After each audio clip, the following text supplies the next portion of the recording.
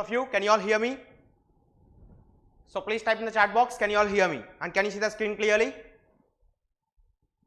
Yes or no? So please type in the chat box. Just a second guys, I am not able to read your comments.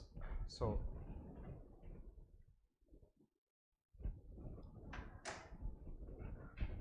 yeah, good.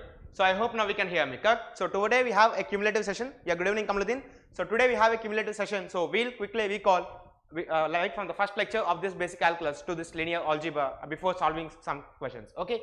So are you all ready with your notebook? Yeah, I'm fine Kalimula. And one important notice, I won't be able to take classes on every Sunday from 9 PM to 11 PM. Okay. So there won't be any class from 9 PM to 11 PM on every Sunday. Clear? So fine. Yeah, good evening. I hope all of you are doing good. So are you all ready with your notebook? So shall we start revising right from the first lecture to this linear algebra? Yes? So please type in the chat box. Are you all having your notebook with you? Okay. So we'll start. So in the very first lecture of this course, we started with linear algebra, correct? So in linear algebra, let me write this. Yeah. Better. So in the very first lecture we started with basic calculus. So in basic calculus we have seen the concepts of neighborhood. So we have seen what is a neighborhood of any given real number, correct? And we have seen the concept of deleted neighborhood, and we have seen what's the basic difference between x tends to a and x is equal to a, correct? So we have seen this basic difference in our first lecture, and this concept is in the deleted neighborhood. And then we came on to the concepts of limits, and we told limit x tends to a f of x is equal to L, where if as x is tending to a, if your f of x here is tending to L, then we say this limit x tends to a, f of x is equal to L, and this mathematically denotes whenever x is tending to a, this f of x tends to L. So whenever x is tending to a, we have seen two different concepts of the the concept of left hand limit and the concept of right hand limit as well, correct? So once we have seen these two concepts, we have discussed what is continuity of a single variable function. So what is for getting the continuity of a single variable function, we have shown why this limit should be equal to the functional value at x is equal to a, correct? Can you all remember all these things? Yes or no? So please respond. We have seen the mathematical condition for checking the continuity of a function is this condition, and this condition has to be definitely satisfied if this function f of x has to be continuous at x is equal to a. So once we have seen what is continuity, then we stepped on to something called differentiation, and we seen the physical meaning of differentiation is nothing but the slope of the tangent, correct? So we found differentiation of any function using the first principle, limit h tends to 0, f of x plus h minus f of x divided by h. This is what we have seen, or else we have seen this f dash of x at the point x is equal to a is nothing but limit x tends to a, f of x minus f of a divided by x minus a. This is what we have seen, correct? So we have seen these two derivatives, definitions of derivatives, and we have seen for this f dash of x to exist at this point x is equal to a, this limit should exist. And of course, since this is a limit, it has both left hand limit as well as right hand limit. So this condition is prevailing, the existence of limit at a function, correct? Existence of the derivative at a particular point. So now once we have seen what is derivatives, we have seen some standard results in limits. Like for example, I would like to recall one formula at the instant. For example, if you have something like this, a power x plus b power x by 2 whole power 1 by x, this is equal to square root of ab, and all similar kind of things we have seen, a lot of things, correct? So now after seeing some standard limits and some standard derivatives, we then stepped on to something called the mean value theorem. So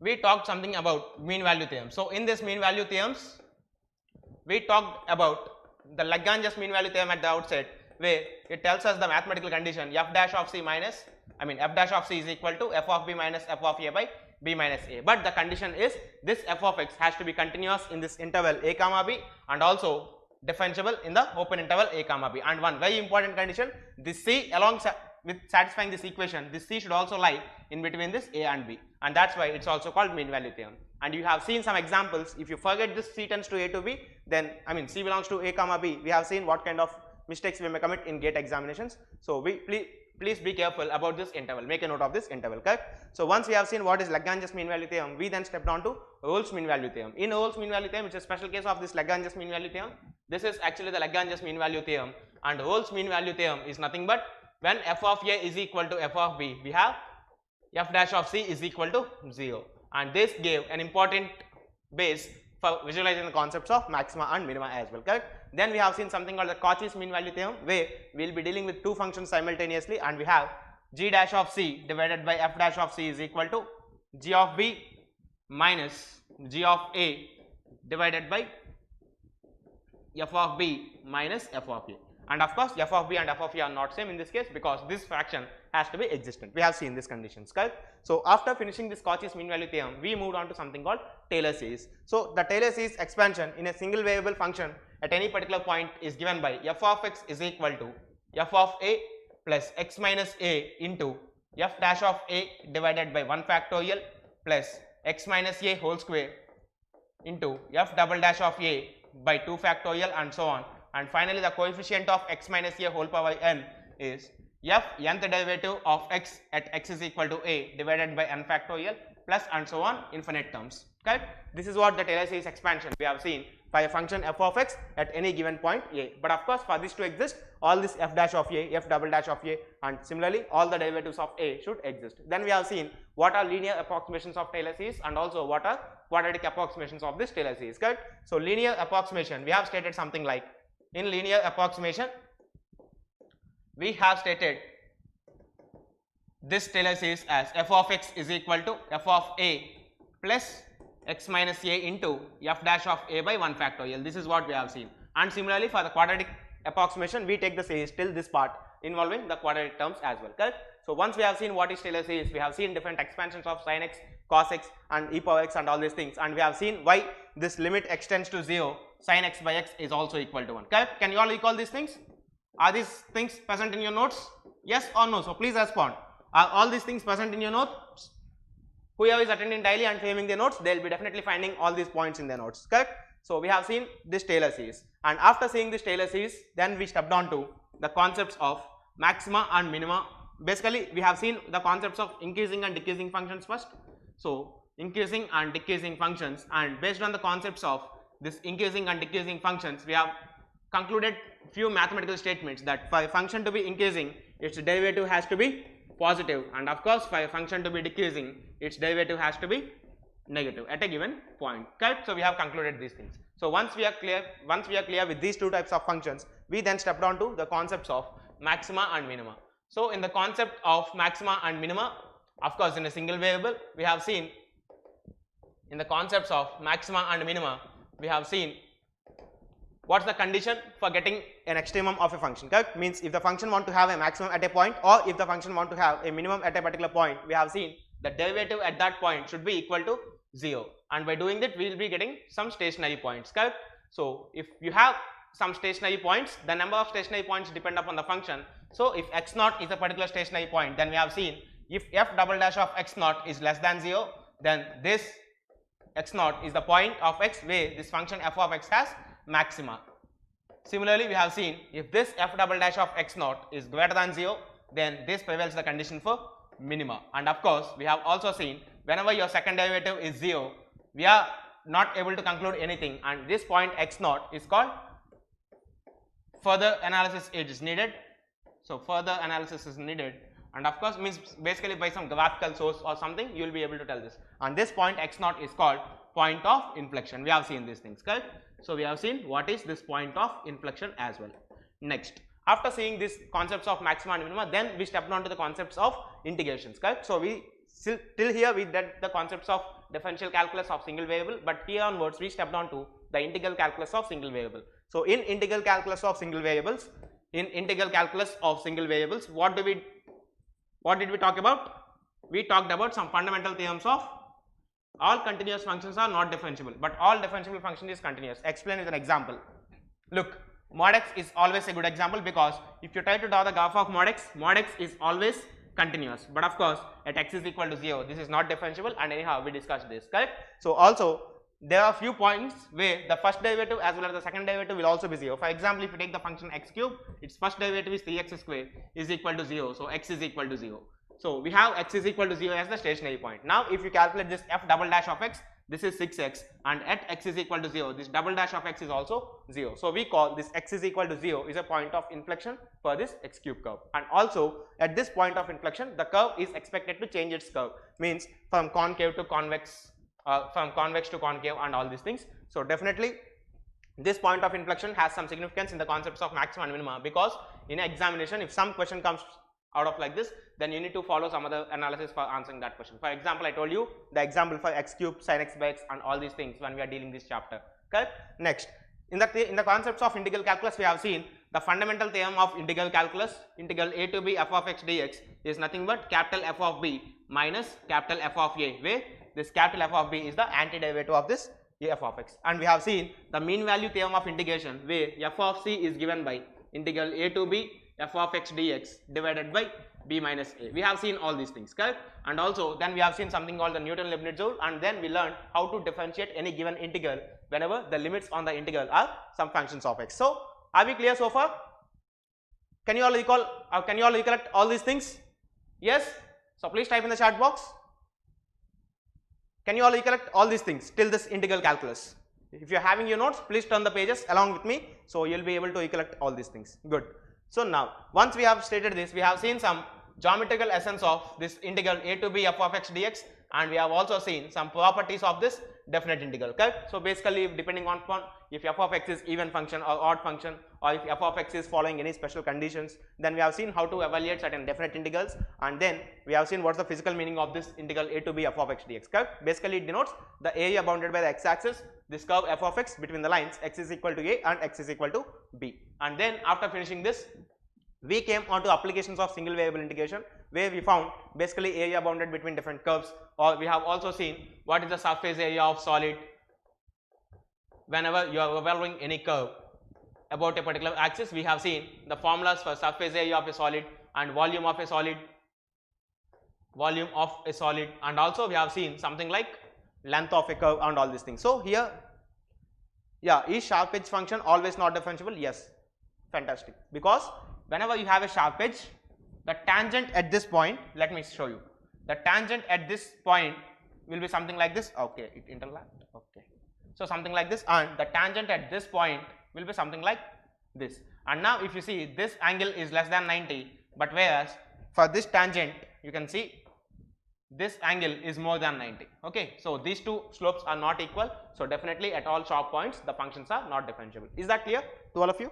This is what we have discussed even at the beginning of the concepts. So we have seen basically the applications of single variable integration. So we have seen how to find lengths of different curves and how to find surface area of solids, volume of solids, and all these things. So once we are very clear with this, we have also seen some improper integrals, where we have two types of improper integrals.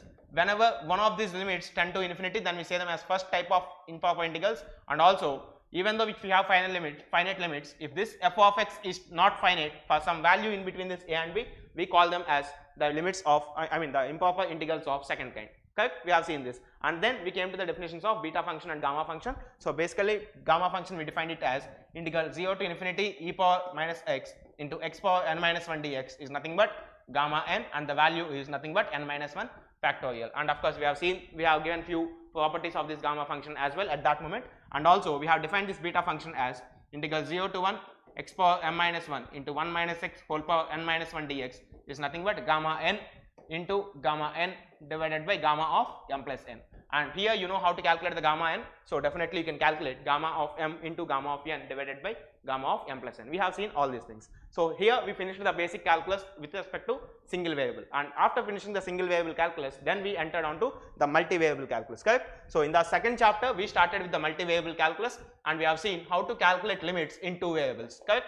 We have seen basically the concepts of, again, the neighborhood, the limits and continuity and all, and we have tried to solve some limits of this form, limit x tends to a, y tends to b, f of x comma y, and all these things, correct? And then we have stated normal distribution is not yet done alone, it's in the probability, which we are going to start from the next class. Okay, so we will see that. So it's just a cumulative and it's a revision class of what we learned till now, so we are quickly revising all these things. Is that clear? So now we have seen in the two variable calculus how to calculate a two-dimensional limits or two variable limits, and then after we stepped on to the condition for continuity, that they should be equal to f of a comma b, and we have seen how to calculate the partial derivatives, basically dou f by dou x dou f by dou y and all these things, correct? Once we have calculated these partial derivatives, we have seen what is an Euler's theorem.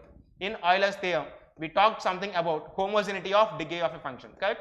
So it's a third degree homogeneous function or fourth degree homogeneous function and all. We have seen what is a degree of homogeneity for a function. So generally, if you have f of kx comma ky, it can be written as k power n times of this f of x comma y, then we say this function f of x comma y is homogeneous function of degree n, and depending on the degree of homogeneity of a function, of a two variable function or maybe a three variable function, we have seen some important results under this Euler's. We have seen some important results under this Euler's theorem.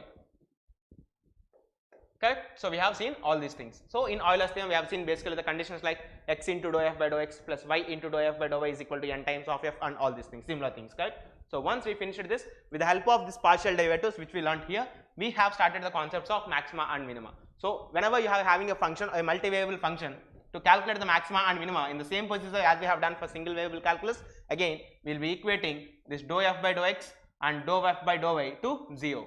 So if you are equating both these points to 0, then you will be getting again some stationary points.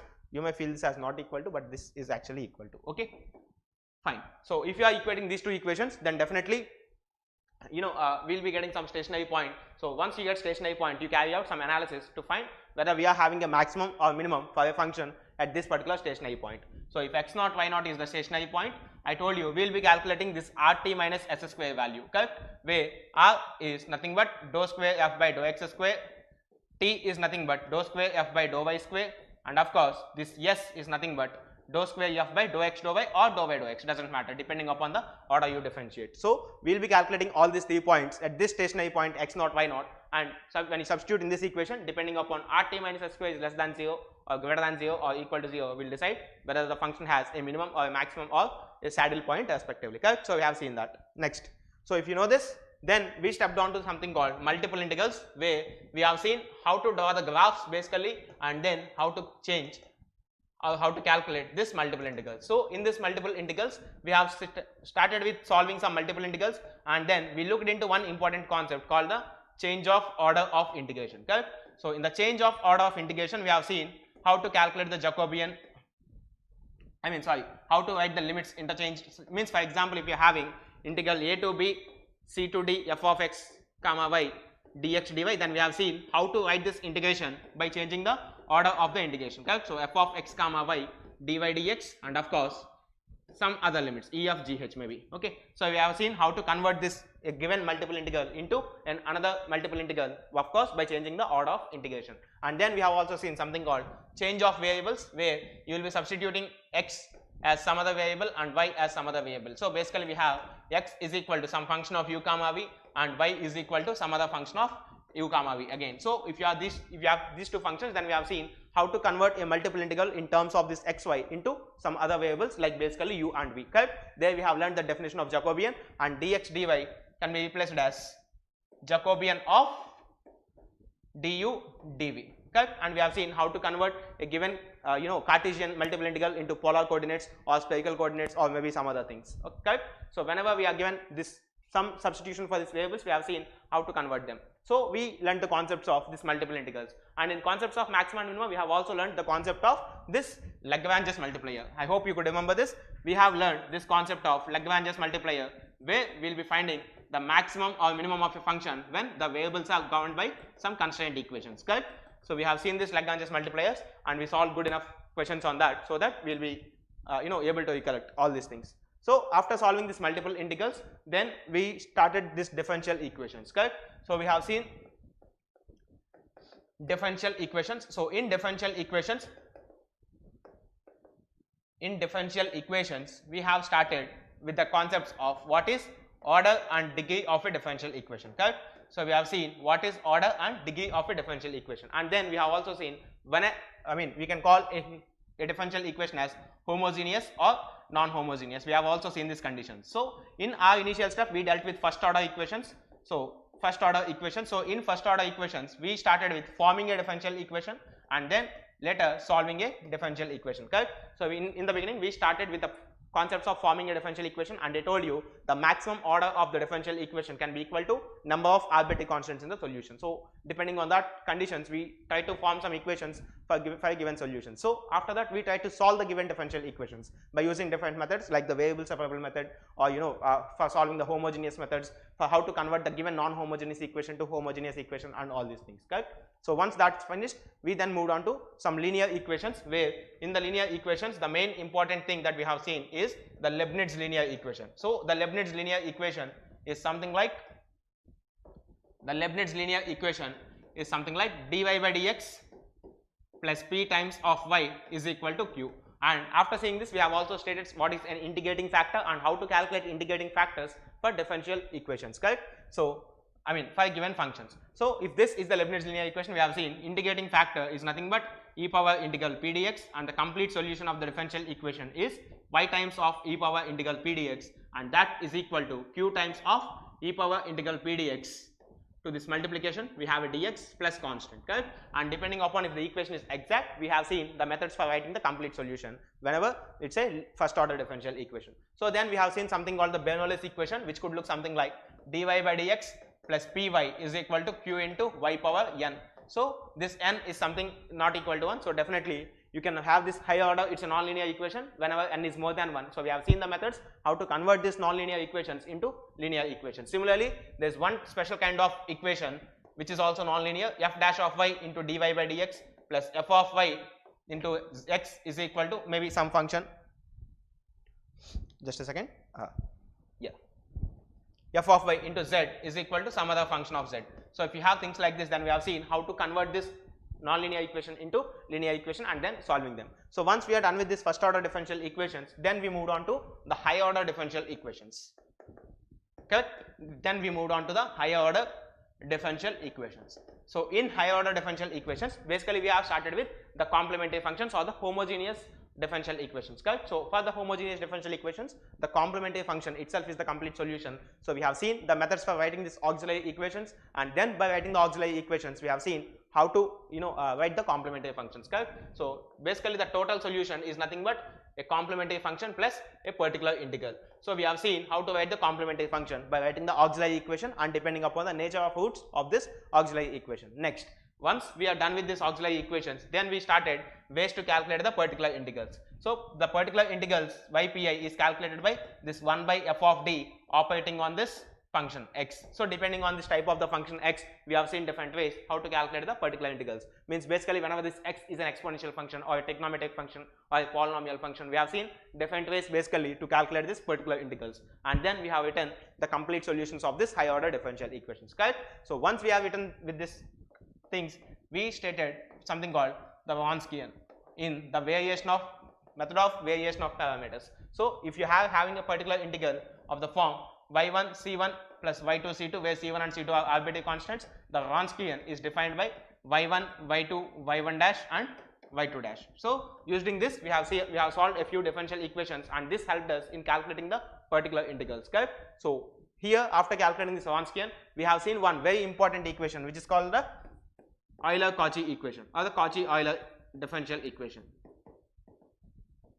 Cauchy-Euler differential equation. This is what we have seen. So in the Cauchy-Euler differential equation, we have seen a non-linear differential equation of the form x power n into by x power n, and of course we can have any constant, but of course we dealt with only this particular linear equation, a higher order linear equation. So we have x power n minus 1 into d power n minus 1 y divided by d x power n minus 1 and so on, plus y is operating on some other function x. So we have seen this equation, and then we substituted x is equal to e power z, and we have simplified this equation to something, a common higher order differential equation, and we obtain the solution. So with this part we finished this differential equation. So basically in this differential equations we dealt this in two parts. One thing is the first order equations and the second thing is the higher order differential equation. So can you all recollect till this point?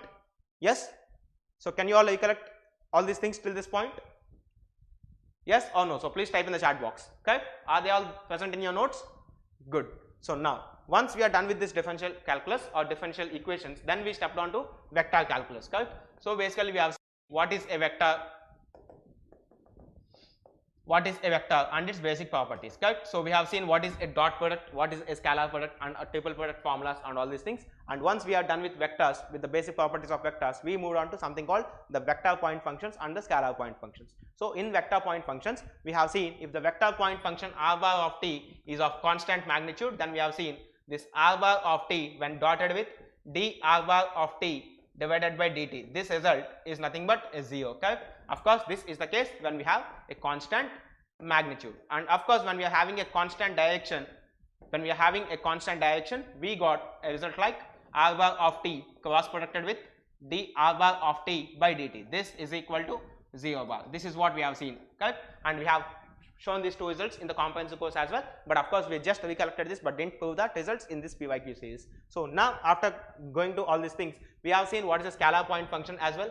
So we have seen what is a scalar point function. So after seeing the scalar point functions and vector point functions, then generally the scalar point functions are denoted by the symbol phi. So we have seen the differential calculus of this vector calculus. So we have seen what is a gradient of a scalar point function, and of course divergence and curl of a vector point functions as well. So we have dealt with these three terms: gradient, curl and divergence. So we have seen all these things, and of course we have seen if a vector field is divergence, then we call this as a solenoidal field or a incompressible flow field. Similarly, if the vector point function is having a curl 0, then we call that vector point function as a irrotational flow field. We have seen all these things, and of course a conversional flow field. And whenever any vector point function, if this is irrotational, then I told you this f bar can be definitely represented as a gradient of some scalar point function, correct? So we have seen this. So after seeing this, we then moved on to the concept of directional derivatives. In the concept of directional derivatives, we will be having a scalar point function, and we want the rate of change of this phi in the direction of some other vector a bar. So if you are having this phi as a surface, phi of xyz minus constant as a surface, I told you this grad p at a point p, this grad phi is nothing but the normal acting in the outward direction. We have seen these things. So once we are done with this phi and a, the formula for directional derivative I gave you is nothing but del phi dot a cap. This is what we have seen, correct? And if you elaborate it a bit, many of you might be writing this in your notebooks as del phi dot a bar divided by modulus of a bar. This is the formula, and I told you the maximum rate at which this phi can change is nothing but the magnitude of del phi, correct? So once we are done with this divergence, gradient, curl and all these things, then we move on to something called angle between the surfaces.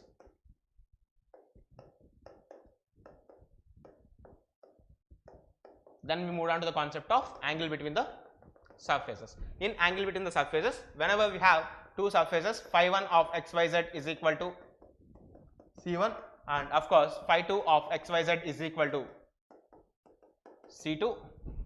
Hello Soumyadip, so please try to follow. So whenever you are having two surfaces, and if these two surfaces are intersecting at a particular point P, then the angle at which they are intersecting, means basically the angle between the tangents at this point, if you call that as theta, then we have cos theta is equal to, it's nothing but the del phi vector at, I'm sorry, it's not modulus in the beginning, yeah, del phi 1 at point P dotted with del phi 2 at point P divided by magnitude of this del phi 1 at point P into magnitude of this del phi 2 at point P. This is what we have seen here, and then we have calculated the angle between the two surfaces for previous gate questions, correct? So once we are done with this point, then we started the integration of vector point functions. So basically in integration of vector point functions, we have seen the line integrals.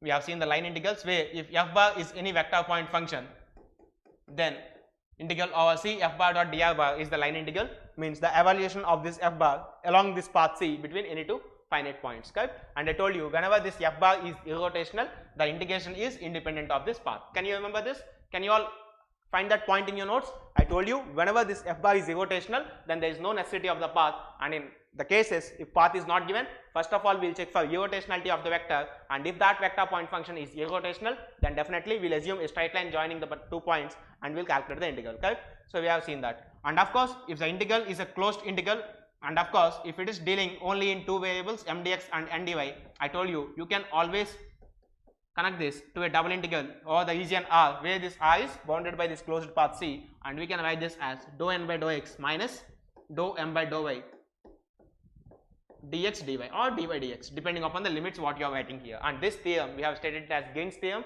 and we have seen what's the result of this Gain's theorem, correct? And then we have started some surface integrals where integral over the surface f bar dot ds bar, and this is nothing but integral over the surface f bar dot n cap ds, where this n cap is nothing but the unit vector which is normal to the surface and the normal vector to the surfaces, as I told you, is nothing but grad s. So gradient of s divided by its magnitude will give you a unit vector, correct? So this is how we calculated this, and this ds can be written as dx dy divided by modulus of n cap dot k cap and different things like this. Of course, it's also equal to dy dz divided by modulus of n cap dot n cap dot I bar is equal to dz dx divided by n cap dot j bar and all these things. So depending upon to what plane you are projecting, we are substituting one of these things. And of course, whenever this surface is closed, then for a closed surface integral f bar dot n cap ds, this we have is the volume integral of divergence of f bar dv, and this theorem we have stated it as the Gauss divergence theorem. So because it deals with the divergence of the vector point functions, thereafter it was named as the Gauss divergence theorem. So this theorem is used to connect a surface integral into a volume integral, correct? So once we are done with this, then we have seen what is the Stokes theorem as well. So in Stokes theorem, again it's a closed line integral. So we have stated what is the Stokes theorem, and we have seen again the cyclic integral of f bar dot dr bar is nothing but double integral of the s curl of f bar ds and all n cap ds and all these things. So once we are done with this, we have finished this vector calculus, and then we started something called the complex calculus or the complex variables. Complex calculus. Can you all recall till this point? Can you all recall all these 4 chapters till now? The single variable basic calculus and the multivariable basic calculus and the differential equations and the vector calculus. Can you all recollect all these points which we are discussing in this course? All of you. So please respond. Can you all recollect all these points? Yes? Good. So now we will go for the next part. So in complex calculus, we have seen the basics of some complex numbers. So after seeing this complex numbers, what is a complex number and all, so we have seen any complex number is of the form a plus ib, where a is the real part, b is the imaginary part and all these things. And I told you any complex number can be converted to modulus amplitude form, and you know what is this r and what is this theta, correct? So depending upon the position of the means the value, the sign of this a and b, this theta lies something in between minus pi by 2 to minus pi to pi and all these things. So minus pi by 2 to pi by 2 plus pi by 2. So we have seen all these things, that the principal argument of theta is nothing but minus pi by 2 to pi by 2. Then we have seen different properties of this complex numbers, basically addition of 2 complex numbers, multiplication, subtraction, division of 2 complex numbers. Then we have seen some properties on the modulus, and we have seen what is a De Moivre's theorem, and in De Moivre's theorem we have seen how to calculate the nth roots of a complex number, correct? We have seen this. So if n is an integer, we have seen different conditions, and if n is a fraction, we have seen what are the conditions that's prevailing. So after seeing all these things, we have seen what is cube roots of unity, 1 omega omega square, and we have seen few properties of this cube roots of unity, that summation of this is 0 and product is also 1. So after seeing all these things, then we move on to this complex functions.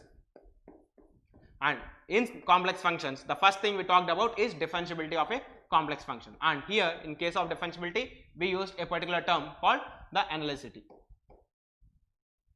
of a function. And if a function is to be analytic, then definitely it should satisfy some mathematical conditions, and we have stated that conditions as Cauchy-Riemann conditions. But what's the physical meaning of a function being analytic at a point?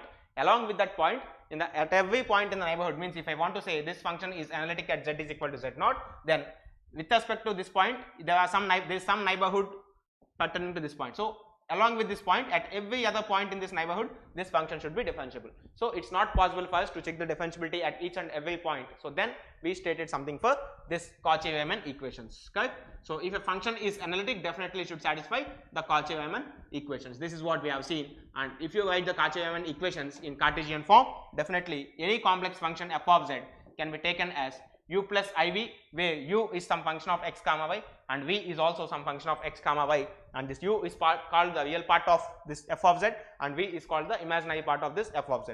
So once you are acquainted with this, the Cauchy-Riemann equations are nothing but dou u by dou x is equal to dou v by dou y, and of course dou u by dou y is equal to minus dou v by dou x. We have seen these two Cauchy-Riemann equations and also the polar form of this Cauchy-Riemann equation. So if you see them in polar form, you have got things like dou u by dou r is equal to 1 by r into dou v by dou theta, and of course dou u by dou theta is nothing but minus r times of dou v by dou r. We have seen these two Cauchy-Riemann equations, and once after seeing these Cauchy-Riemann equations and analyticity of the functions, we then moved on to the complex variable integrations, correct? So in complex variable integrations,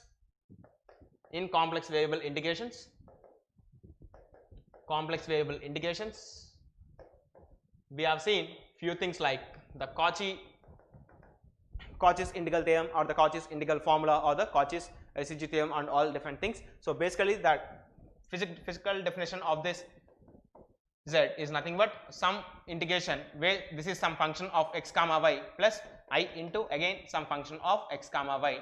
Of course dx dy is there here depending on the conditions. So now once you are acquainted with this, we have seen if f of, whenever you are dealing with closed integrals or closed cycles or closed paths, so if you are dealing with something like closed paths, if this f of z is analytic at every point within this closed path C, then definitely this integral is also is equal to 0. This is what we have seen, correct?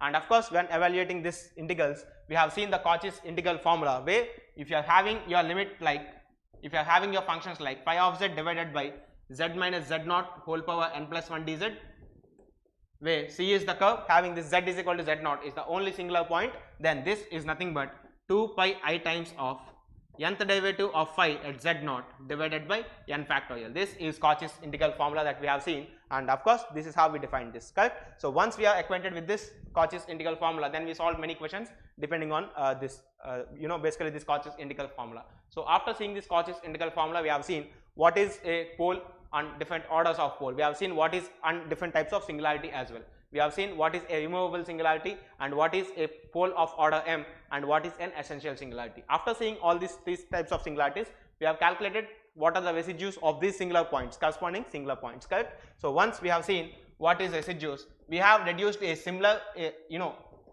formula for finding residue of a pole of order m. If z is equal to z naught is a pole of order m, then we have stated this residue of this f of z at z is equal to z naught is given by 1 by m minus 1 factorial into limit z tends to z naught, this d m minus 1th derivative of this z minus z naught whole power m into f of z. This is what we have seen as the common formula for finding the residue of a pole of order m. So once we have seen this formula, then we have calculated the residues of essential poles and all these things. And once we know what are different kinds of poles, we have also stated some series which is called the Lorentz series. So in Lorentz series, basically any function f of z at any singular point can be expressed as sigma an into z minus z naught whole power n, means where n is positive, of course, so positive powers of n. So then this is called the principal part of the series, correct, which is involving the positive, this is called the analytic part. Yes, this is called the analytic part of the series, and then plus sigma bn z minus z naught whole power minus n, and the series that's involving the terms with negative powers of n is nothing but the principal series, principal part, correct? So this is what we defined for. So we have seen what is an analytic part and also what is a principal part. So now depending upon the number of terms in the principal part and all, we have stated what is this basically the order of the pole and all these things. And of course we give the formulas for evaluating an and bn whenever you know the complete path C. This is what it happened, correct? So when we will be starting standard deviation and discrete lectures. Discrete mathematics I am not going to start because we are not in that part as of now. So this, what do you say? You asked for something, right? Just a second. So starting standard deviations and all we will see when we are dealing with statistics. But before going to the statistics, we need to finish something called probability, okay, which we are going to start from tomorrow. So now in this principal part, now depending upon this, we have stated these theorems, and we have expanded this f of z based on this expansions, based on this analytic part and this based on this principal part. So once we are done with this, we then move on to something called Cauchy's residue theorem, correct? And we have derived this Cauchy's integral theorem also using this Cauchy's residue theorem, correct? So what does this Cauchy's residue theorem tells us? Whenever you are having a closed path C, but of course with a finite number of singular points z1, z2, z3 and all, where at points where this function is not differentiable. So whenever you are having some finite number of singular points, then cyclic integral over C f of z dz is nothing but 2 pi I times of summation of residues of f of z at is equal to zk, where k is running from I is equal to, k is running from 1 to n. So if there are n singular points in general, so we'll define this Cauchy residue theorem something similar to this, correct? So did we see all these things in complex calculus? So numerical methods syllabus mein hai kya? Yeah, we'll deal numerical methods, but after the completion of probability and statistics. Okay, fine. So can you all recollect till this points in the complex calculus and in the vector calculus? All of you. So please type in the chat box. Please comment in the chat box. Can you all recollect all these things till this complex calculus? Okay, good. So once we are done with this complex calculus, we started linear algebra. So in linear algebra,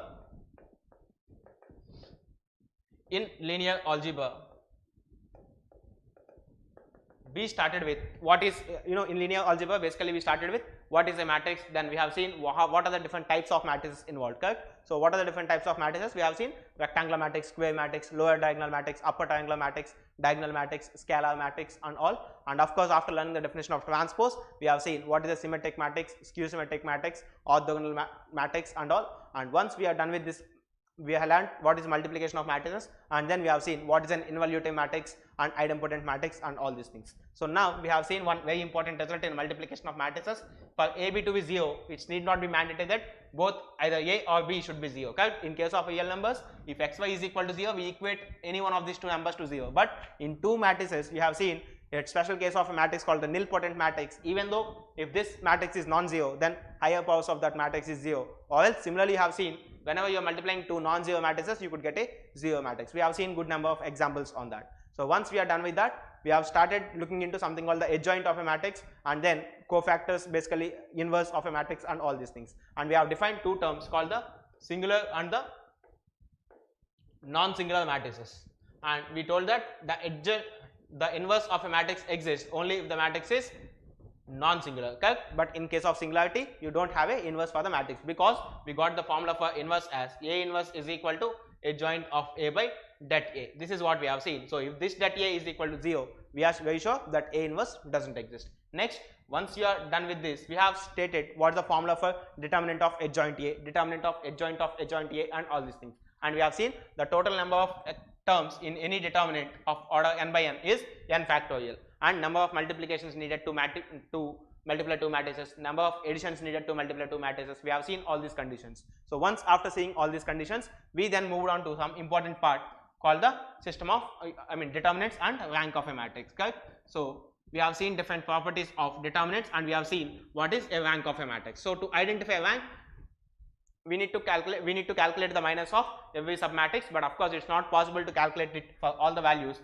We started calculating what is the rank of a matrix, correct? And to identify this rank of a matrix, we deduce the matrix into something called the row echelon form.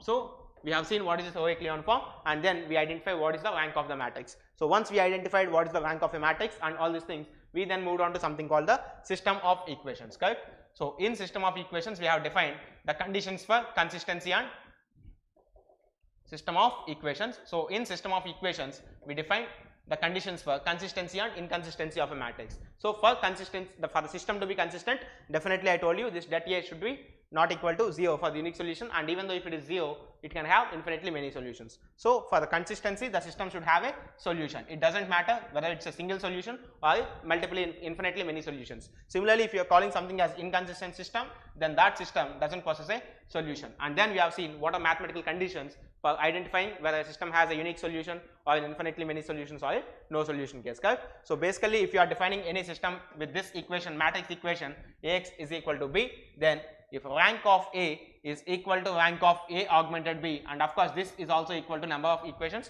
then definitely this system has a unique solution. And whenever, even though if these are equal, but of course if this is less than A, then you have infinitely many solutions, and of course if these two are not equal, then we have a no solution case. And of course we have seen a system of homogeneous equations as well. So in the case of homogeneous equations, we dealt with again the rank conditions, and we see that homogeneous system of equations always possesses a solution which is x, y, z, all these three things is equal to 0, and this solution is called the trivial solution. So we have seen for the system to have a non-trivial solution, definitely the determinant of the coefficient matrix should be equal to 0. And then we moved on to what is linear dependency, independency and all these things. So once we are done with that, we started the concepts of very important concept of this engineering maths, linear algebra, the eigenvalues and the eigenvectors. So once we have seen what is an eigenvalues and eigenvectors,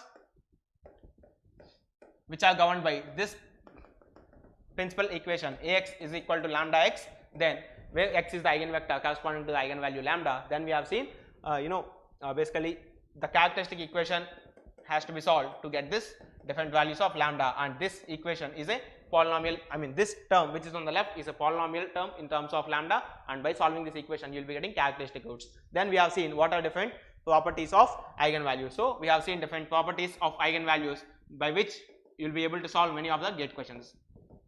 Properties of eigenvalues, this is what we have seen. So in properties of eigenvalues we have seen if the matrix is a singular matrix, if the matrix is a singular matrix, then definitely 0 is going to be one eigenvalue. Similarly, if the matrix is either upper triangular or lower triangular or diagonal, the principal diagonal elements are the principal very nice lectures uploaded in systematic manner. Thank you Engineer Sub. You're welcome learning aspirant, so please try to follow regularly. Okay, that's the only thing we expect from you. Next, and of course a bit of liking the videos and subscribing to the channel, and since this content is for free, you can share them among your groups, okay, so that many others will get benefited by this content, okay, because gate is too short to write and we want others to go with us. So definitely if you are having some properties of eigenvalues, as I told you previously, just if the matrix is a lower triangular or upper triangular or diagonal matrix, then the number of the principal diagonal elements are nothing but the eigenvalue. So depending on this, we have seen different properties of eigenvalues and basically some properties of eigenvectors as well. So we have seen how to calculate eigenvectors, and basically this eigenvector which is satisfying this equation should be a non-zero vector, because if x is equal to 0, then independent of this a and lambda, this equation is always satisfied. But of course this equation, this x should not be 0, and yet this equation has to be satisfied. Is that clear to all of you? So this is what we covered right from the first lecture of basic calculus to till last class, and we finished around 6 chapters, correct? Single variable calculus, basic calculus of single variables, multivariable calculus of basic calculus of multivariables, differential equations, vector calculus, complex calculus and linear algebra, correct? So is that clear to all of you? It took around 48 minutes to revise. Good. So if you are having your notes, you will be having all these points in your notes if you are coming daily and writing your notes. So you will be feeling it very easy to revise the things and make a quick review of them. Okay. So if you are okay with this, we will start solving some problems today, and we will end this session a bit quickly. Okay. And again, I am repeating, every Sunday I won't be available to take class from 9 PM to 11 PM on this channel. So please arrange mock test. Okay, we'll plan definitely, Arun. So every Sunday I won't be able to take the class. So by default, if it's a Sunday, you won't be having a class from 9 to 11. Okay. So shall we start solving questions now? Previous gate questions. And if you're liking the content that we are dealing here, please like the videos, subscribe to the channel if you are here for the first time, because very soon we are going to update the content which is very much of use to all the engineering and gate aspirants. Okay. So please subscribe to this channel if you are on this platform for the very first time. Next, like the videos if you're liking the content, and share them among your circles so that the reach gets increased and many others will get benefited by this content. Okay. So we'll start solving some problems of previous gate. A 2018 question. So please try to solve this. A question from 2018. So please try to solve this. I just put some 10-11 questions today so that we could end this session a bit quick. Okay.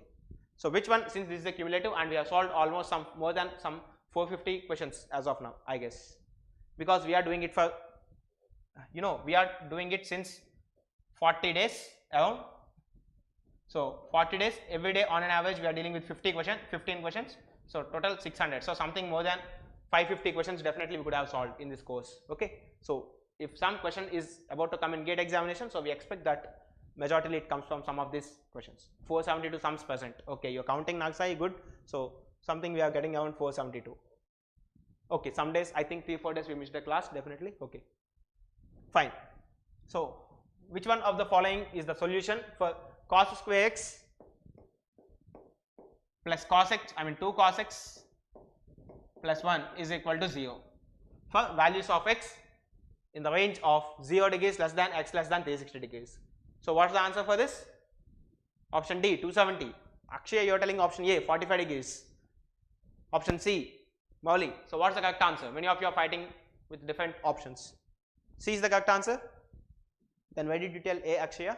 A bit of miscalculation, correct? It's okay. But please don't do these miscalculations in exam. You will be losing marks unnecessarily, even though if you are knowing the concepts at a very good level. C is the correct answer. Good, because this equation can be written as cos x plus 1 whole square is equal to 0, and this implies cos x is equal to minus 1. So you know cos x goes for minus 1 when x is equal to 180 degrees of pi radians. So this is basically 180 degrees, and of course this 180 degrees is lying in between the 0 and 360. This C could be the correct answer. Yeah, cos theta is minus 1. Okay, so this is what you have. So theta is equal to 180 degrees. Fine. Is that clear to all of you? Okay, because many of you might know cos 180 is minus 1. It's a very basic thing. So is that clear to all of you? Okay, next. Oh, I'm sorry. Yeah, this is the next question. So please try to solve. It's a question from 2011 civil engineering. Solution. If A bar and B bar are two arbitrary vectors with magnitudes A and B respectively, then magnitude of A bar cos B bar whole square is equal to what? Is equal to which of these four options?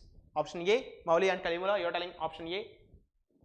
Fine, because I told you one very important property that A dot B, if you consider the magnitude, this is nothing but mod A whole square into mod B whole square into cos square theta, correct? And of course I even told you this modulus of A bar cos B bar whole square is nothing but modulus of A bar whole square into modulus of B bar whole square into sin square theta into 1, of course, because this magnitude of this unit vector is 1 and 1 square is nothing but 1. So if you sum up these two things, we have A bar dot B bar square plus, we are calculating the magnitude, so it's okay, square plus magnitude of A bar cos B bar square is equal to, now if you take this modulus of A square into B square out, we have a cos square theta plus sin square theta, which is for which the value is 1. So it's an identity. So modulus of A whole square into modulus of B whole square. So this is the identity that I shown you in vector calculus.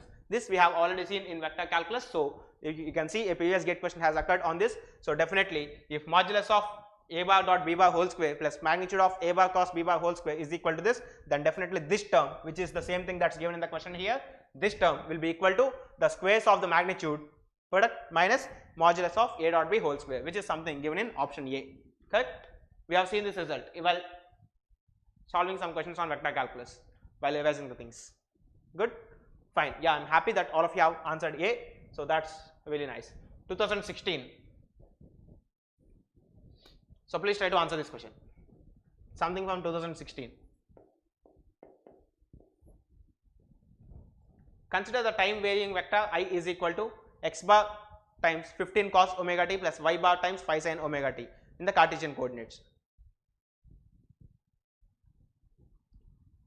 Can it be solved by properties of triangles? Okay, but properties of triangles is not generally in the CBSE syllabus completely, so I'm not dealing in that way. Okay, because many of you might be in the CBSE in your schooling, so in +1 and +2, so many of you might not be knowing this chapter, properties of triangles, okay, in common.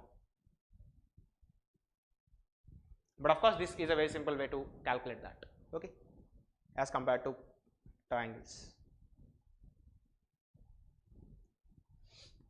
Because A dot B will give you a scalar, that's it. A cos B, you can have the area of a half times of area of a triangle, 2 times of area of a triangle, but definitely dot product doesn't yield any physical some area or line length or something like that. Okay, now shall we go for this question? Any answers for this question?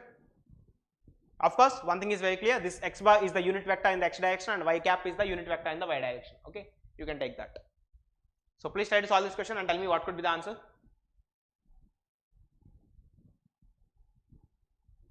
$90 degrees, Kalimula.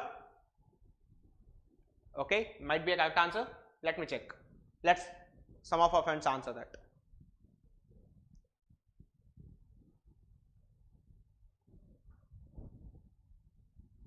$90 degrees is the correct answer. Is it correct? Any one of you? Do you have any other answers? Okay, Kamaluddin, you are to telling it's 90.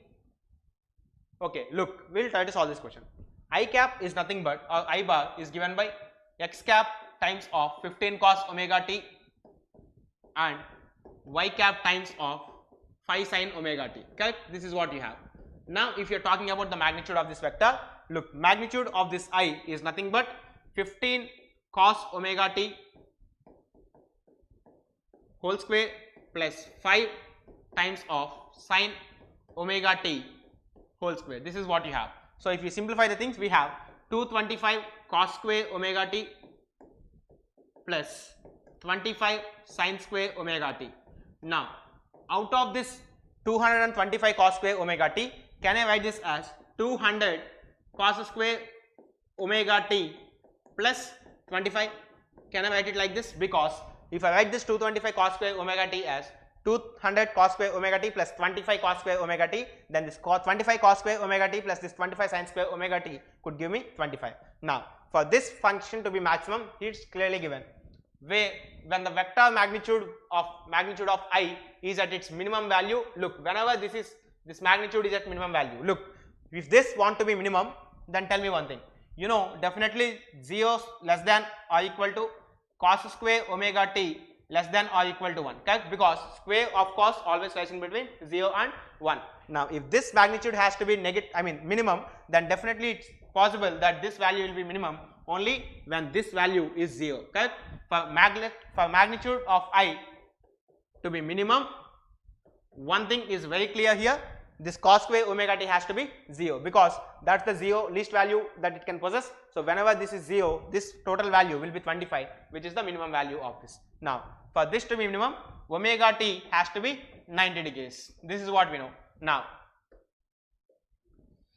if omega t is equal to 90 degrees, okay, because you know cos 90 is 0, so definitely omega t has to be 90 degrees. Now they are asking for the angle theta that I makes with the x-axis in degrees. Look, if there is any vector, if this is the Cartesian system, and if you are having any vector something like x comma y pointed towards this direction, then definitely theta of this, if this angle is theta, then you know theta is nothing but tan inverse of y by x, okay? This is what you know, or you can write tan theta is equal to y by x, and this vector which is here is written as r bar is equal to xi cap plus yj cap, you know this, okay? So if you are having any position vector such that r bar is equal to xi bar plus yj bar, mod means root, okay, even square root of this, that's okay. If this has to be minimum, then definitely this inner term has to be minimum, correct? Okay, square root is there, yeah, I understand square root is there, but even though if you want the square root to be minimum, then the value which is inside the square root should be minimum, then the same analysis again, correct? So now you know this thing, whenever if this is the case, now if you want to find the angle made by this vector with x-axis, then the angle made by this vector where I bar is equal to x cap 15 cos omega t plus y cap 5 times sin omega t. Then if you want to know what's the angle made by this vector, then definitely tan theta is equal to 5 sin omega t by 15 cos omega t. So this is nothing but tan theta is equal to 1 by 3 tan omega t. This is what you have. But correct? Did you all understand?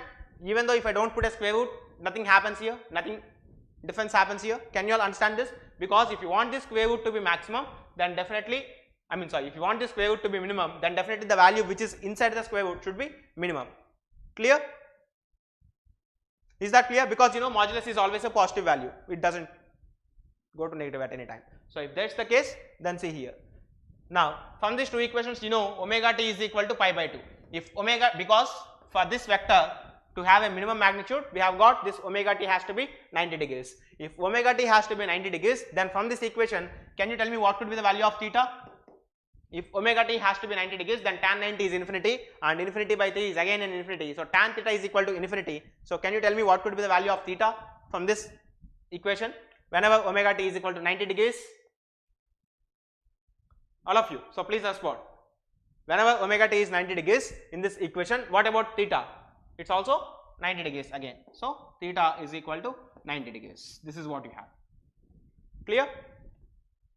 And of course, it's a simple question. You can just find the magnitude, and since you know this directly, once you get omega t is equal to 90, you will be able to write this particular equation which is here. Okay. So So the answer is something 90 degrees, of course. Okay. So are you all clear with this question? With this third question? Yes or no? So please type in the chat box. Okay, Evan, good night. So now others, see, can you all understand how it's 90? Yes. Okay, let's go for the next question. Okay, 2011 question. So they are asking you for the directional derivative, and they are given you the function f of xz as ln x square plus z square, and what's the point they are asking you to find? P, the point is 4, 0, and what is the vector they are given in the direction of I bar minus k bar. So please try to calculate this value.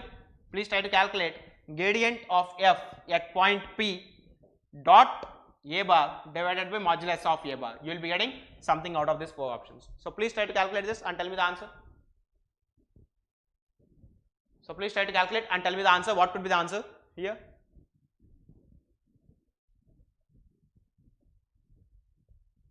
So you got some scalar point function f of x comma z is equal to log of x square plus z square to the base e. The point is given 4, 0. Yeah, 4, 0, and of course the direction in which you need to find is also given. The direction is specified by this vector I bar minus k bar. So please try to calculate this value. Calculate this value. You know the point P, you know the vector point function f. The scalar point function f, and of course a bar. So please try to calculate. Divya, is it D 1 by 2 root 2? Okay. D, Kamaluddin. Okay, fine. Okay, I think D is the correct answer because many of you are telling that. Okay, let me check. So gradient of f, if you want the gradient of this function, that's nothing but 2x by x square plus z square I bar plus 2y by, this is not 2y, 2z by x square plus z square j bar. This is what you have.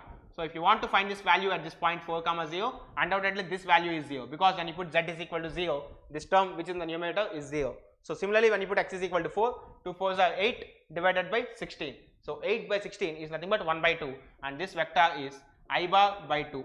If this is the vector of this gradient of f at point P, then your vector is nothing but I bar by 2 dotted with I bar minus k bar divided by square root of 2, and the magnitude of this, or the value of this dot product, is nothing but I into I is 1 and I dot k is 0. So 1 by 2 root 2, which is in option D. Okay, yes, this is the correct answer. Fine. Okay, because this value we are calculating at the point 4, 0. So in place of z, we will be substituting z is equal to 0. Clear. Next, I think a big question is waiting for us. So a vector field is defined as f bar of xyz is equal to some vector point function. Basically, this question was 2020 gate mechanical question. You can see here it's a gate 2020 question. Next, where I, j, k are unit vectors along the axis of a right-handed regular Cartesian coordinate system. Okay, so we have f bar of xyz is equal to some function of xyz into I cap plus again some function of xyz into j cap plus some function of xyz into k cap. This is what you have. So if these are the 3 components of this vector point function, then the surface double integral f bar dot ds bar, they are asking for integral f bar. Okay, they have used small f, so f bar dot ds bar. This is what they are asking for. So now the surface integral f bar dot ds bar, where ds bar is an elemental surface area vector. Okay, evaluated over the inner and outer surfaces of a spherical shell. Look, there is some spherical shell. So definitely this spherical shell, hollow spherical shell, of course, it's like an annular spherical, but of course it definitely includes some volume within this, correct? So this is a spherical shell which is having some volume, and this was calculated along the inner surface and also the inner surface and also the outer surface of this spherical surface. Now let us try to see what's the question.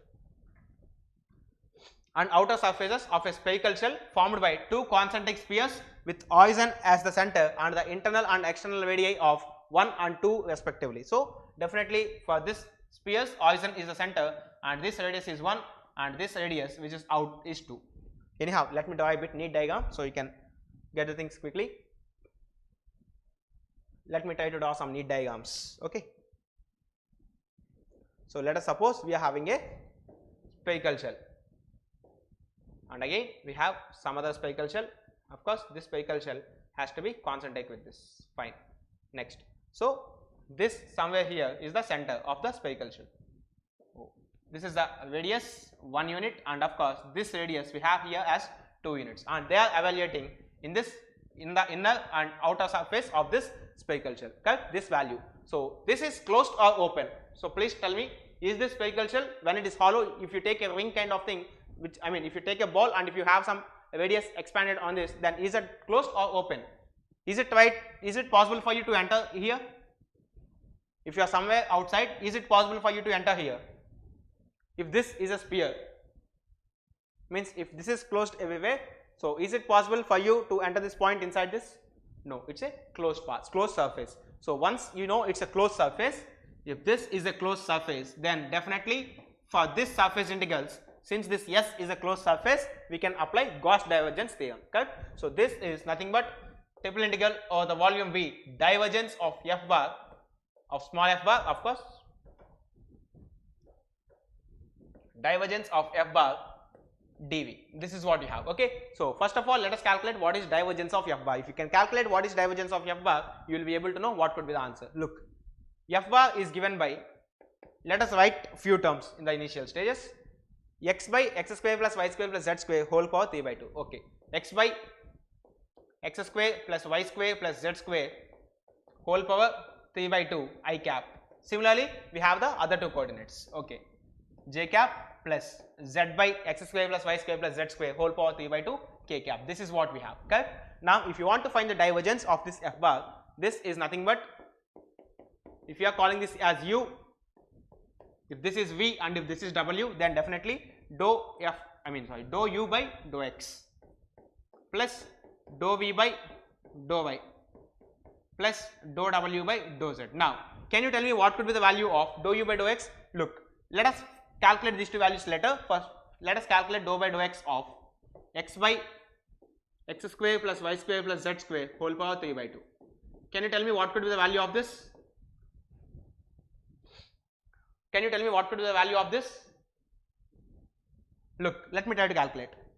X square plus y square plus z square whole power 3 by 2 into the partial derivative of x with respect to x, which is 1, minus this function into 3 by 2 into x square plus y square plus z square whole power 1 by 2 divided by x square plus y square plus z square whole power 3 by 2. This is what you have, correct? Now, if you simplify this numerator a bit, can I write, all of you please tell me this, if I can simplify this numerator a bit, can I write, if I take this x square plus y square plus z square whole power 1 by 2 common, can I write x square plus y square plus z square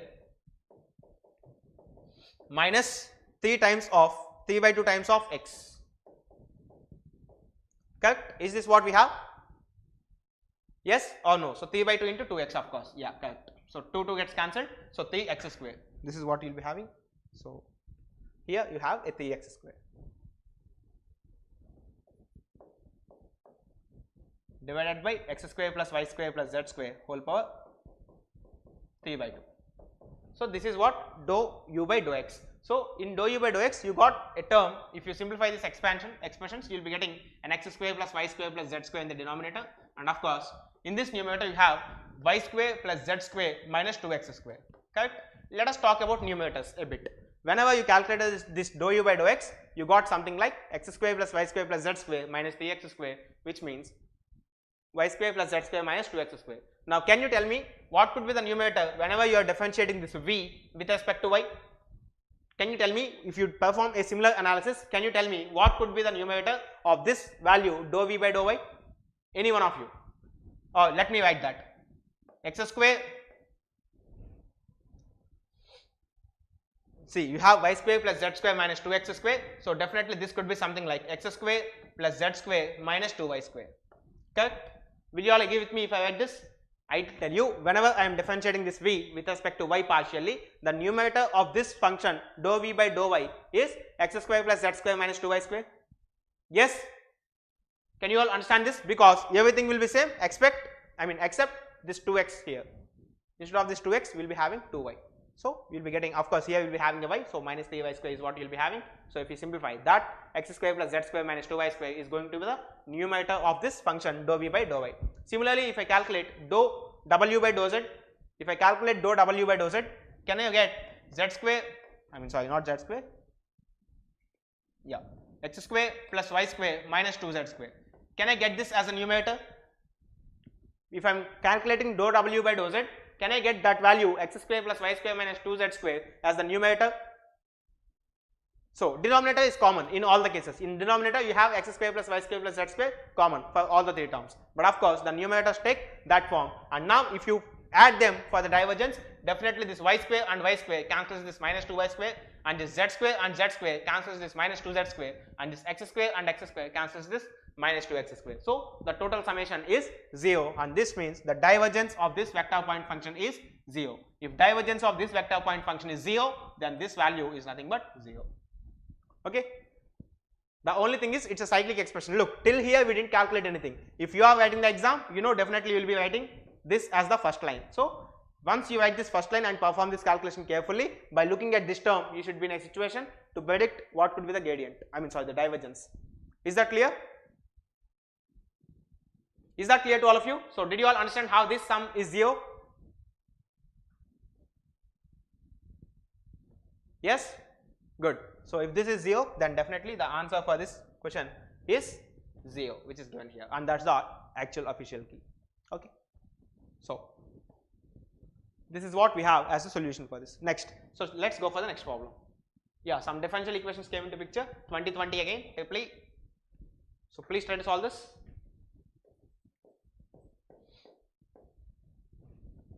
Consider the initial value problem below. The value of y at x is equal to ln 2. Okay. And what about the differential equation? They have given something, dy by dx plus y is equal to 2x. This is what you have.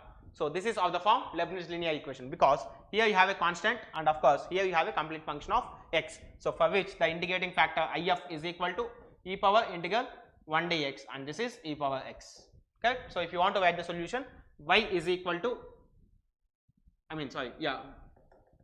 if you want to write solution, y times of e power x is equal to integral 2x e power x dx plus constant. This is the differential equation. So if you try to solve this, y times of e power x is equal to, the integration of this function is 2 if you take out as common, x into e power x minus e power x plus constant. This is the complete solution of this differential equation. Correct? So if this is the complete solution of this differential equation, they have given you some initial condition, y of 0 is equal to 1. So when you put x is equal to 0, you should get y is equal to 1 in this equation, so that you will be able to find what is c. So please try to calculate this and tell me the answer. It's a very simple question. So please try to solve this and tell me the answer. What could be the answer here?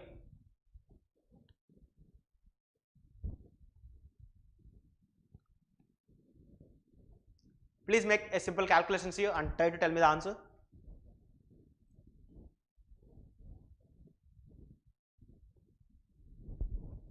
Okay, is that clear to all of you?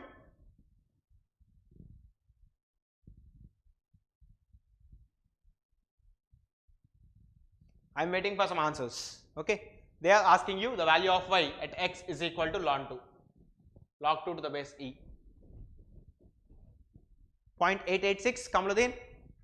Okay, I think the answer should be something around 0.886, because in the range it was mentioned 0.88 to something more than 0.88. Okay, so 0.886 could be somewhere in the answer.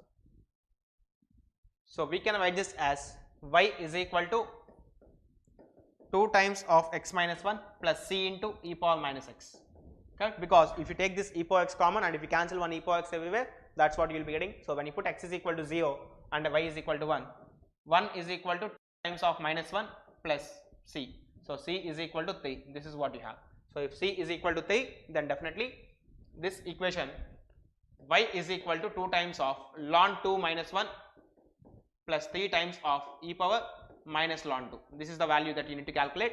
So y is equal to 2 ln 2 minus 2 plus 3 into 1 by 2. So please try to calculate this value.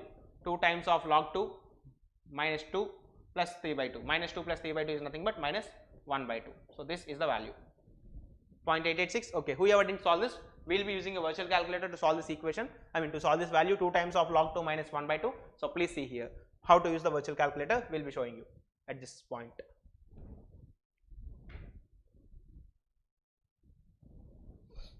So here we got a virtual calculator. So we are about to calculate the value of 2 times of log 2 to the base e minus 0.5. So how to calculate log 2? 2 and ln. So log 2 value to the base e is 0.693. So you want 2 times of this minus 0.5, which is here. So 0.886 is the answer.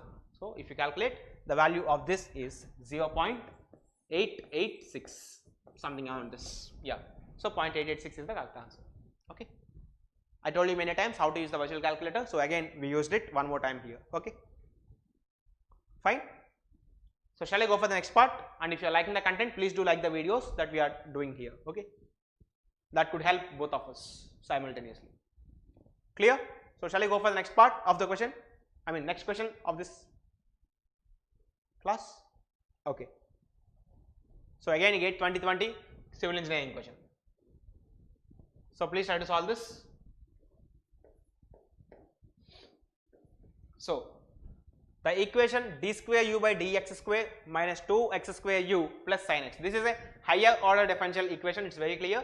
So you have d square u by dx square minus 2x square times of u is equal to minus sin x. This is what you have. Now can you tell me, is this equation linear? Yes, definitely it's linear because we don't see any higher powers of this dependent variable. So definitely this equation is linear. So these two options are wrong. Next, if you see this equation is homogeneous, no, because you have some function involved on the right hand side, and of course that's a function of x. So definitely this is a non-homogeneous equation. So definitely A is wrong and B could be the correct answer. This equation is linear, and also because of this non-homogeneous, linear and non-homogeneous equation. Yeah, I'm happy that all of you are writing it correct. Yes. Okay, so we'll go for the next question. Again, GATE 2020 civil engineering question. So please try to solve this.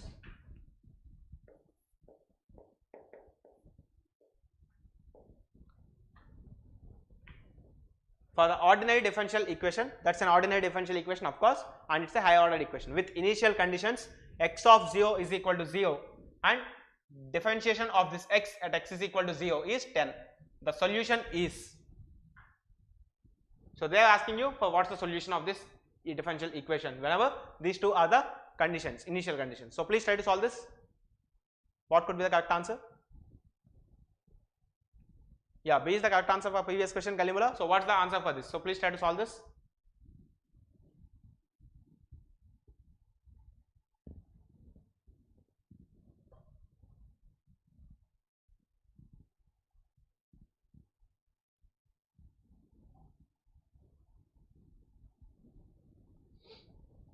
So please tell me what could be the answer. C, Divya. Okay. Is it C? Any other options from any others? C. Okay. Look, first of all, one thing is very clear. This is a homogeneous high order differential equation, correct?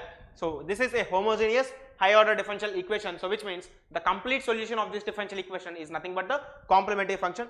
सब बिना solve किए हो जाएगा 2t are roots, but of course e power 2t and e power 3t is common in all the options. Okay, you can see this, all these are common, but of course one good thing that we have is they are asking you that x of 0 is equal to 0, means whenever you are substituting x is equal to 0, t is equal to 0, then definitely x should be 0, which is not possible in these three cases, but possible only in case C. Okay, look, it's clearly given x of 0 is equal to 0, and you know if you solve that equation you will be getting x is equal to c1 e power 2t plus c2 e power minus 2t.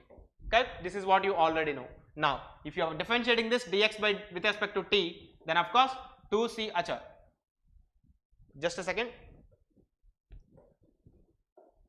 e power 3t. Okay, let's not go for the differentiation. Let us suppose you are calculating x of 0, then this is c1 e power 0 plus c2 e power 0, and this is given as 0. So c1 plus c2 should be equal to 0, which means the coefficients of e power 2t and e power 3t should be in such a way that if you add them you should get 0, which is possible only in case C, because minus 5 plus 6 is 1, 5 plus 6 is 11, 10 plus 10 is 20. So which is not satisfying this case of C1 plus C2 is equal to 0. But option C is the only case where the coefficient of this e power 2t which is minus 10 plus coefficient of this e power 3t which is 10. So minus 10 plus 10 could give you a 0 here. Okay. So I hope that's clear to you. Yes. So C is the correct answer. Yes, C is the correct answer. Okay. E power 2t and e power 3t are same in all the options. So until and unless you get this equation, you are not able to answer this clearly. Okay. But actually no need of differentiation and finding C1, C2 exact values, because in the options it's given in such a way. Okay. So this is what you need to develop while solving gate problems. Okay. By looking at the options, you should be able to solve a few questions and eliminate some options directly. Is that clear to all of you? Fine. So is that clear to all of you? So shall I go ahead for the next question? So shall we go for the next question? All of you. So please respond. Okay, good. 2018 chemical. A 2018 chemical question. A matrix question. Good. So please try to solve this question for matrices. They are given you A is equal to cos theta minus sin theta and of course a cos theta. So they are asking you for determinant of A transpose into A. Can you tell me what could be the answer? Have you seen this matrix anywhere in this course? Have you seen this matrix, 2 by 2 matrix, cos theta minus sin theta cos theta anywhere? Yes, it's a orthogonal matrix. So there is quite possibility that this value could be definitely plus or minus 1. But of course, since this is nothing but det of A transpose into det A and this is equal to det A whole square, then even though det A is minus 1 or plus 1, it doesn't matter. Det A whole square will always be 1. Clear? Is it clear to all of you? Normally for an orthogonal matrix, we have A into A transpose is equal to I. So we get the determinant of A is equal to either plus 1 or minus 1. So if det of A is either plus or minus 1, then det of A whole square will be definitely plus 1. And also if you could calculate this value, det A is equal to cos square theta minus sin square theta. And this value is nothing but 1. So if det A is equal to 1, then definitely det of A whole square can be 1. There is nothing difficult in this question. Clear? Yeah, I hope things are clear. Good. You have seen this matrix as an orthogonal matrix. Definitely it's a 2 by 2 generalized orthogonal matrix. So det of A transpose into A could be always a plus 1. Fine. Let's go for the next question. 2011 table, a bit of old stuff here. So please try to solve this. The two vectors 1 1 1 and 1 a square, where A is equal to minus 1 by 2 plus I into root 3 by 2, where of course they have denoted this with J, but of course they mean the same thing. J is equal to square root of minus 1. Dinesh Verma, you are telling something? Sir, मेरा BSc में 49.61% है और मैं MSc में 65% है. यदि मैं gate rank qualify कर दूँ और रैंक 100 तो क्या मुझे PhD तो IIT में भी मिलेगा? But your MSc is 65%, right? Yeah, of course. In IITs, I think means they set the cutoff depending upon the number of applications they get. It's not like they have standardized a cutoff, but depending on the number of applications received, they'll standardize the cutoff, Dinesh. So yeah, gate rank is always a good thing. In IIT Madras, if you talk about Madras, definitely they are good. Mathematics IITM is very good. Mathematics at IITM is really good. So definitely I think there's a chance for you under 100 rank. Okay, fine. Yeah, there's a chance, good chance for you. Not just a chance, it's a very good chance for you to come to IITs for doing your PhD. Okay. Yeah, so meanwhile B is the answer. Have you seen this complex number anywhere? Have you seen this complex number anywhere in complex numbers chapter? Minus 1 by 2 plus j into root 3 by 2. Have you seen this complex number at any point?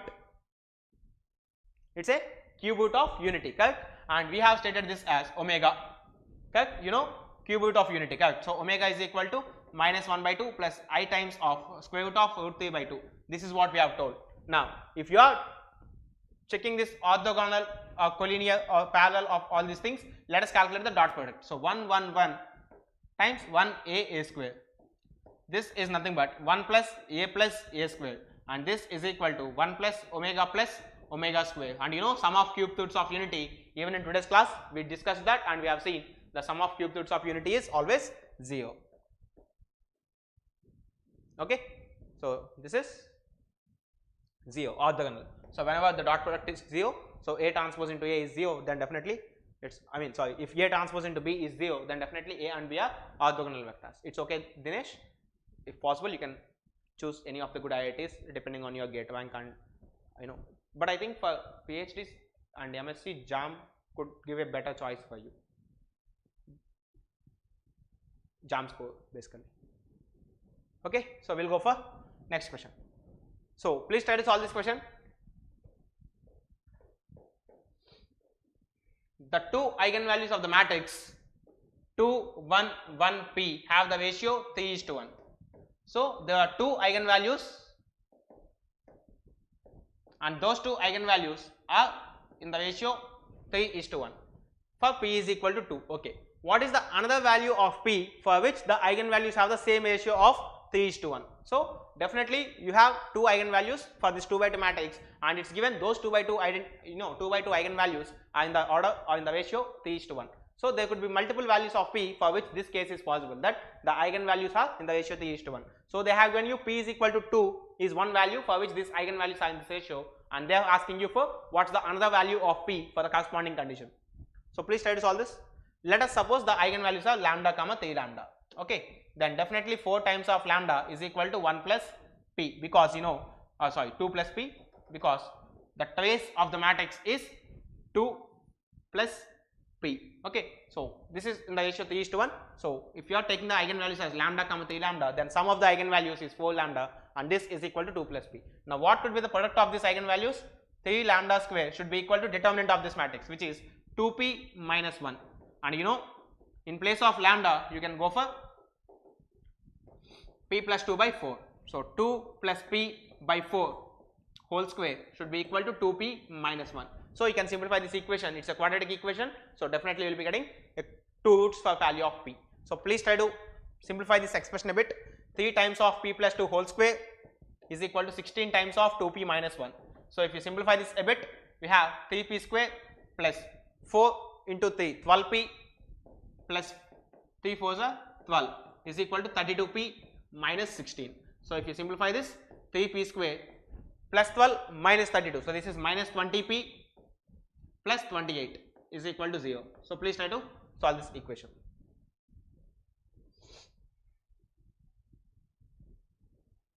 (14 by 3) could be the other value. Okay, you can solve this equation a bit. Okay, 3P square minus 20P plus 28.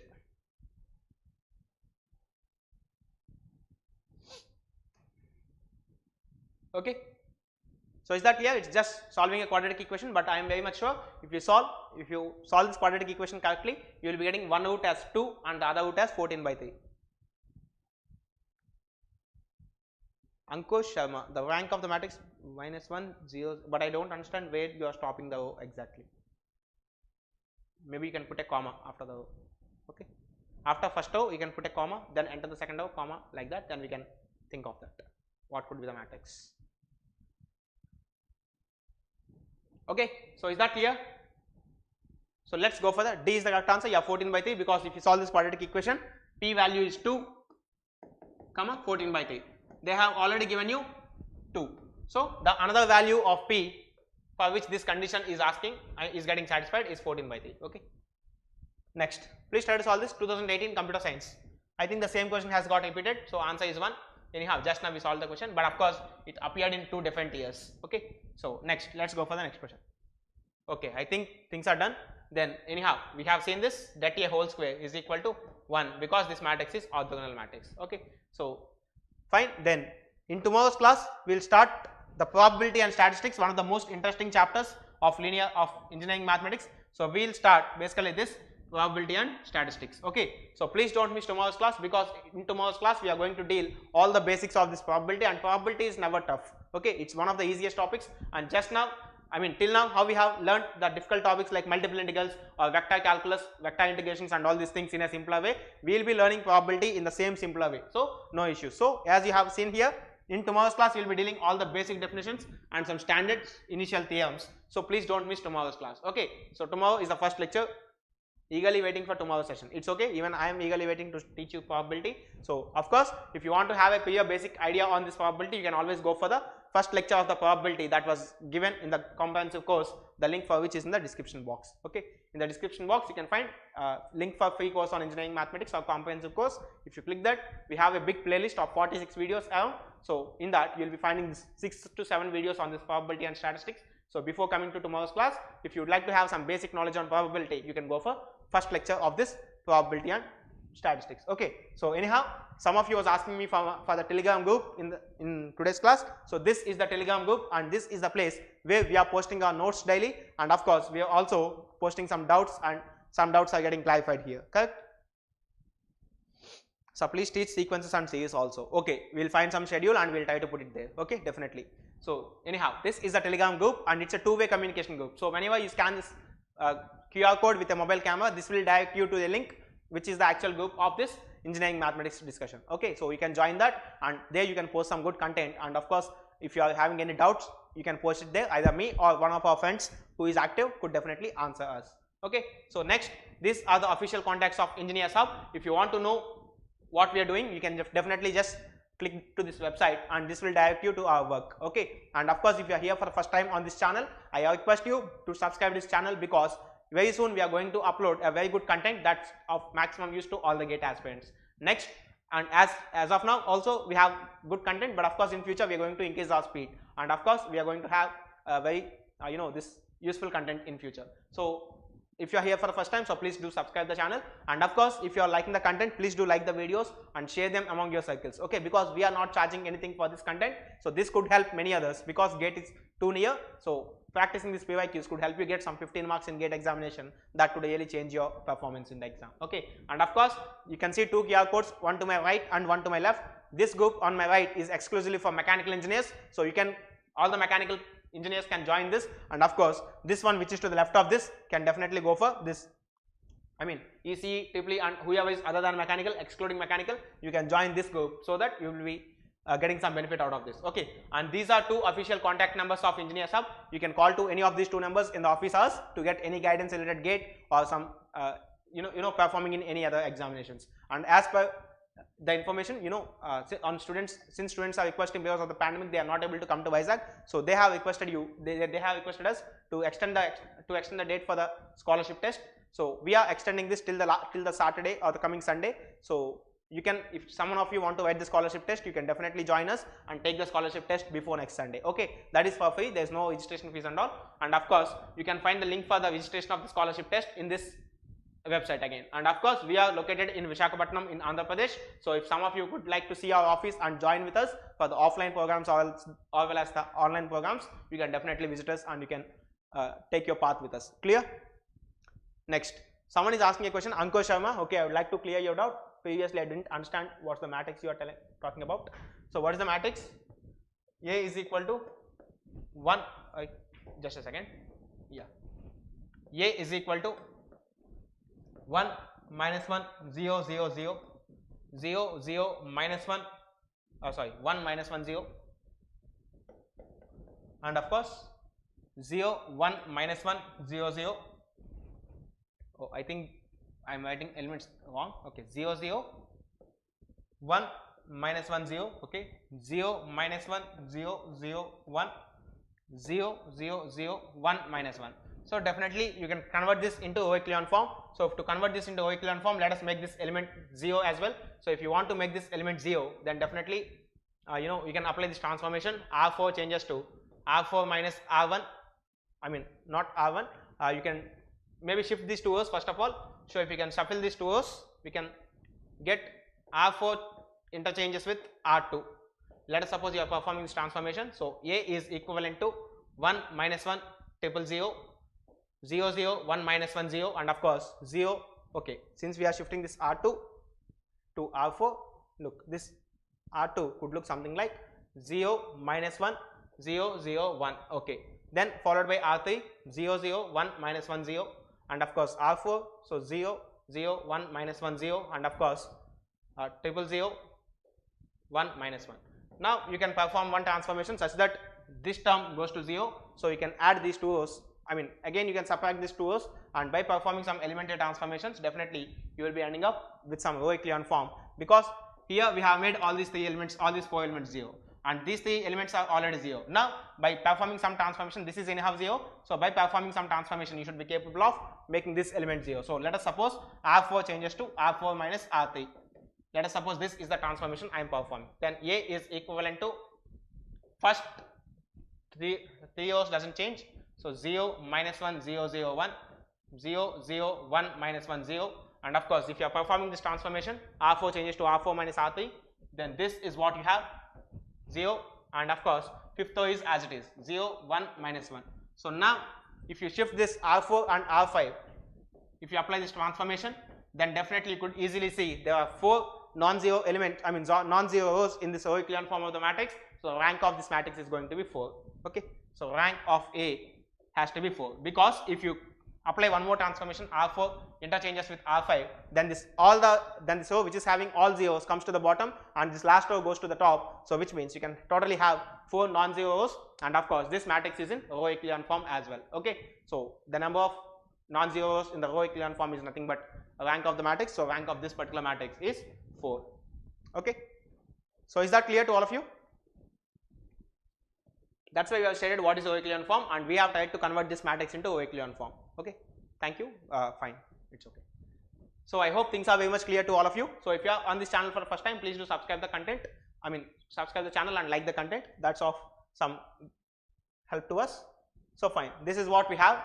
You can contact to any one of these numbers in the office hours, probably between 10 AM to 7 PM, and of course you can visit this website for getting further information. So clear? So don't miss tomorrow's class, because in tomorrow's class we are going to start the basics of probability, and that's the real most important class to understand the probability. Okay. So if you miss tomorrow's class, definitely please don't attend probability from the next lecture. Okay, because it will be really difficult for you to connect the things. But if you attend the first lecture, things gets very easy for you. Okay. So thank you all. Anything to talk from your side? Because we closed a bit early today. Time is 10:37. So some 2-3 minutes. Do you want to ask me anything, or are you all understanding the things? Because we have finished almost 85% of the syllabus, or 80% of the syllabus at least, definitely. So I hope things are fine. Correct? Yes? Is everything going fine to all of you? Yes? Okay. Fine then. Thank you all. Have a nice time. Good night.